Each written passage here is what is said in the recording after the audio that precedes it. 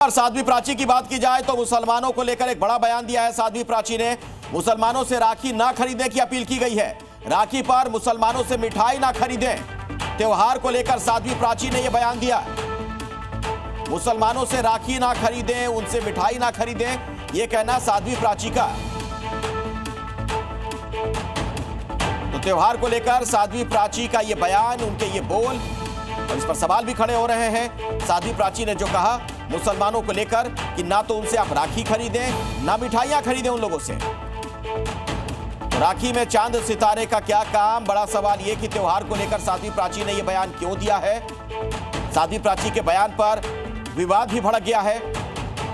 साध्वी प्राची का मुसलमानों पर जो बयान सामने आया है उसको लेकर उनसे सवाल भी पूछे जा रहे हैं। बहुत ही विवादित उनका यह बयान।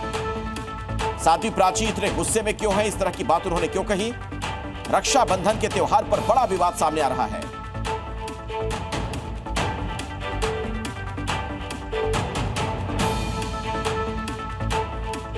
भारत में गज़वाए हिंद फैलाने की साजिश का एक बहुत बड़ा खुलासा हुआ है। देखिए, इसके लिए बकायदा सोशल मीडिया में रिवाइविंग इस्लाम नाम से ग्रुप चलाया जा रहा था और जांच एजेंसियों ने इसका भंडाफोड़ किया। ग्रुप से पता चला कि भारत में आतंकी कैंप बनाने की साजिश का खुलासा हुआ है। साजिश ये थी दरअसल कि भारत में थट्टा कैंप जैसा आतंकी कैंप बनाया जाता। खास बात यह कि थट्टा कैंप में ही आतंकी कसाब को ट्रेनिंग मिली थी। भारत में थट्टा जैसे कैंप में 10,000 आतंकियों की ट्रेनिंग होती और इसी आतंकी कैंप में अजमल कसाब की तस्वीर लगनी थी। आप ये समझिए कि कितनी बड़ी साजिश यहाँ भारत के खिलाफ की जा रही थी, जिसका भंडाफोड़ हुआ है। तो भारत में गज़वाए हिंद फैलाने की साजिश का ये खुलासा हुआ है, जिसके लिए बकायदा सोशल मीडिया में रिवाइविंग इस्लाम नाम से एक ग्रुप चलाया जा रहा था।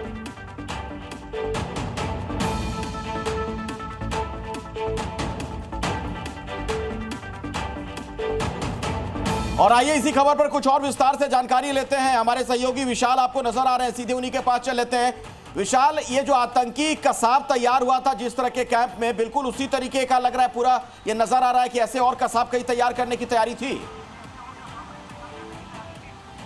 देखिए, रिवाइविंग इस्लाम जो ग्रुप था उसके जरिए एक बड़ी जो फौज है वो तैयार करने की कोशिश की जा रही थी और जो अब जांच एजेंसियों को जो जानकारी मिली है वो बेहद चौंकाने वाली है। वजह यह है कि कसाब का जो ट्रेनिंग सेंटर है तथा उसका जिक्र किया गया है। उसी जैसा कैंप जो है भारत में बनाने की कवायद थी और उनमें उन युवाओं को जोड़ने की कोशिश की जाई थी जो लोग लगातार जो है विरोध करते रहे हैं, सरकार के फैसलों से नाखुश रहे हैं और एक वर्ग विशेष के युवाओं पर पूरी तरह से फोकस किया गया था जो सोशल मीडिया पर इस तरह के वीडियो देखते थे।